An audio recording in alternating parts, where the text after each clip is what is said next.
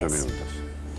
Habíamos anticipado este informe especial que ha realizado Nacho Ramírez porque en esta época del año, cuando comienzan las bajas temperaturas, la gente necesita calefaccionarse. Y quien aparece siempre, todos los años, y lo grave es que se ha cobrado vidas o ha dejado gente discapacitada en forma muy grande, ¿no? Así es, hablamos del monóxido de carbono, cerca de 200 muertes cada vez que damos inicio al invierno. ¿Y cuáles son las precauciones, Nacho, que hay que seguir? Bienvenido. Hola, Ignacio. ¿Cómo están? Si uno evalúa realmente las estadísticas del Ministerio Público Fiscal en conjunto con los decesos, según la estadística del Ministerio de Salud, ve que los accidentes domésticos encabezan las muertes trágicas en los hogares y sobre todo el monóxido de carbono. 200 argentinos pierden la vida a raíz de malos artefactos o de negligencia. En muchos casos quedan discapacitados y lo terrible de estas 200 muertes anuales que se repiten año tras año es que el 100% de los decesos son evitables, teniendo en cuenta que en el 100% de los casos, según las pericias de la Superintendencia Federal de los Bomberos de la Policía Federal en Argentina, dan cuenta que hay negligencias en el uso de los artefactos. Si les parece, compartimos la primer parte del asesino silencioso, tragedias evitables.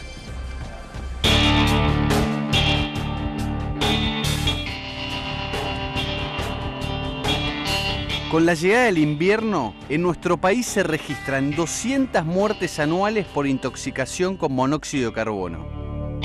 El peligro está en los hogares que producen víctimas de la muerte silenciosa. Un calefón, cocina, horno, generador eléctrico, termotanque, braseros, caños de escape son algunos de los artefactos que generan las muertes. La amenaza del monóxido de carbono causa más fallecimientos que la gripe y el frío. La otra crónica del asesino silencioso, las tragedias evitables.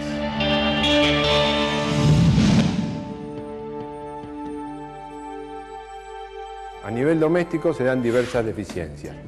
Las principales que encontramos en las pericias que nosotros hacemos están vinculadas con obturaciones en conductos, deficiencias en los conductos, en la construcción de los conductos, instalaciones que no están ejecutadas por gasistas matriculados y por ahí algunas modificaciones que eventualmente hacen las instalaciones por personal que no está debidamente habilitado en la materia.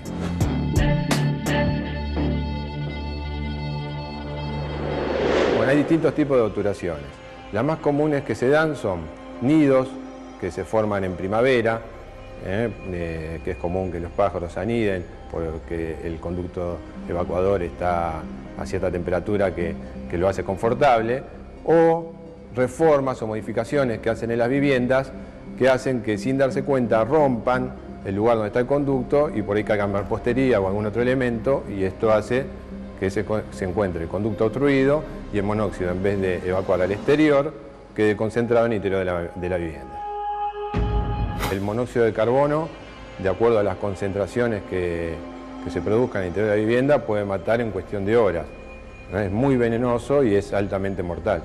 Puede ser claramente evitada esta muerte. Lo que tiene de bueno, o sea, la parte positiva de todo esto es que es totalmente evitable. La muerte por monóxido de carbono se da por negligencias que pueden ser salvadas si uno contrata a gasistas matriculados, mantiene la vivienda ventilada y toma precauciones en este sentido, ¿no? Están las rejillas obligatorias que están en los baños y cocina, que hay que tener la precaución de no taparlas, porque muchas veces agregamos una alacena, hacemos alguna reforma y pasamos por arriba de esas rejillas que son importantes porque están para la renovación del aire. La rejilla inferior permite la entrada del aire y la rejilla superior permite la salida. No obstante esto, como elemento adicional, no está de más, por seguridad, mantener la casa ventilada, incluso de noche, y todos los ambientes. Después, no usar braseros, tampoco instalar grupos electrógenos en el interior de viviendas. Muchas veces ahora es común los cortes de luz y las personas instalan grupos electrógenos en el interior de la vivienda y los escapes de este grupo contienen gas monóxido de carbono y puede llegar a producir la muerte. O sea, ¿ha pasado casos con grupo electrógeno? Hay casos incluso que con grupos electrógenos.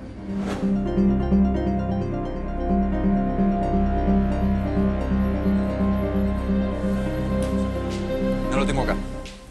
Lo que es interesante destacar, Claudio Agos, es que muchas de estas muertes son evitables y generalmente la gente reacciona tarde, teniendo en cuenta que ahora que estamos en invierno seguramente va a tratar de arreglar en su casa o con el portero o con un vecino o con un familiar que rara vez es un gasista matriculado, y ahí es cuando comienzan las tragedias. Además, Nacho, la gente se concentra como en el calefón. Sí. Creo que debe ser también el elemento en la casa que provoca mayores de estos tipos de incidentes y fatales a veces, y la cocina, pero no controla otros elementos, ¿no? Exacto, hay otros elementos en la casa, como puede ser la chimenea, como puede ser un generador, como puede ser el garage si está adentro de la casa de una persona, y mucha gente que tal vez usa mal los equipos, porque la cocina en particular no tiene ningún tipo de difusor hacia el exterior. Por ende, si usamos el horno para calentar nuestra casa, evidentemente vamos a tener un problema serio. De hecho, las últimas tragedias dan cuenta de 3 víctimas por un generador, 2 víctimas turistas en la provincia de Córdoba por una fuga en el jacuzzi, 3 personas en un calefón, 4 personas por haber calentado su domicilio privado con el horno, dejando el horno abierto toda la noche. Y estas tragedias en la mayoría de los casos tienen que ver con el mal uso o el uso defectuoso de estos equipos. Así lo cuentan las pericias de la Policía Federal Argentina, a quien le agradecemos por abrirnos el gabinete que funciona, el gabinete pericial de simulación de monóxido de carbono en la central de la policía en Avenida Belgrano 1547, que todos pueden visitar. Y lo que me parece importante destacar es que todas estas tragedias las podemos evitar, y las secuelas del monóxido de carbono son muy graves. De hecho, en Cromañón muchas personas quedaron con secuelas gravísimas, no solo neurológicas, sino también hasta cuadriplégicas. Si te parece, compartimos la segunda parte en donde da cuenta de los diferentes artefactos que nos pueden provocar una fatalidad en nuestro hogar.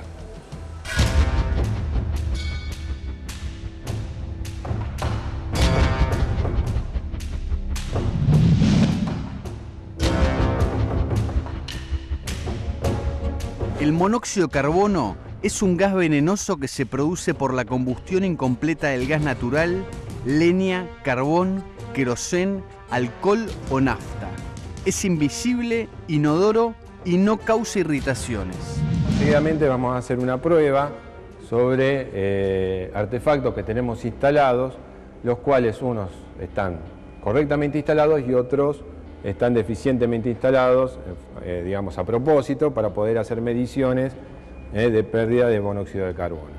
El calefón de la izquierda, el marrón, se observa que el conducto sale con curvas a 45 grados, no con curvas a 90, tiene un tramo recto que está a la salida que permite un buen tiraje, y el que está a la derecha es otro calefón que se encuentra más instalado. Vemos que es corto el tiraje a la salida y tiene una curva a 90 grados. Eso va a hacer que este calefón que está a la izquierda elimine los gases producto de la combustión, y este que está a la derecha los elimine, pero parcialmente. Y observando la llama, uno puede detectar si está funcionando correctamente o no.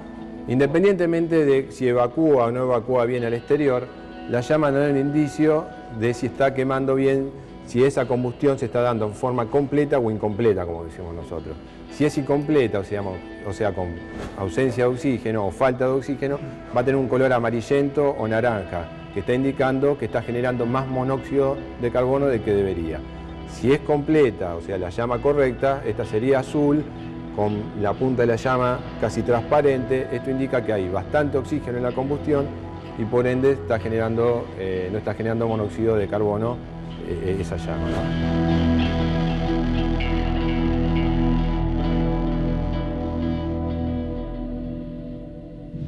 Sería la llama del color de la hornalla de la cocina. La llama, la hornalla de la cocina, o el mechero de calefón, o el mechero de la estufa, ¿no? Cualquier Y un llama. color más parecido a este nos tendríamos que estar preocupando, digamos. Claro, la parte de arriba de la llama vemos que es amarilla y naranja, acá se está quemando con ausencia de oxígeno.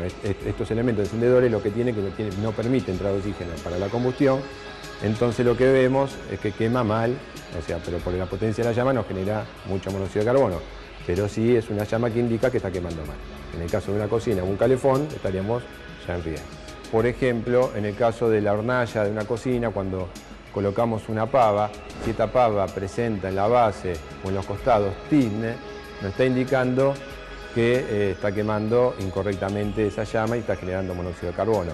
Lo mismo se ve cerca de las estufas, donde está la llama de la estufa, sobre las paredes o en los costados se ven tiznes que nos está indicando que esa estufa está quemando mal, que está generando monóxido de carbono y tenemos que tomar las medidas preventivas del caso, que sería primero ventilar, apagar, cerrar todo y llamar a un gasista matriculado para que haga las reparaciones del caso, ¿no? Tina, estamos hablando del color como similar al negro ese. Claro, ahí vemos dos calefones, uno que funciona bien y otro que, como dijimos, funciona mal, y justamente ahí pueden ver cómo el que funciona mal presenta tiznes en la pared, específicamente por ese funcionamiento anómalo.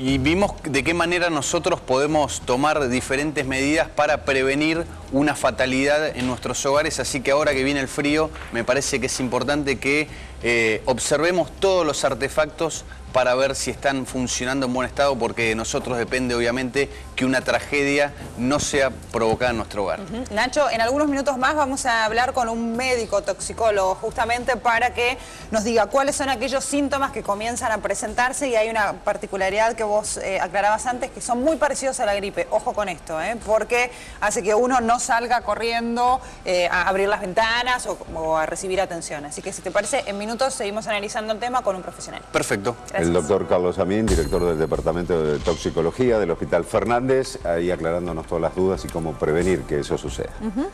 Vamos a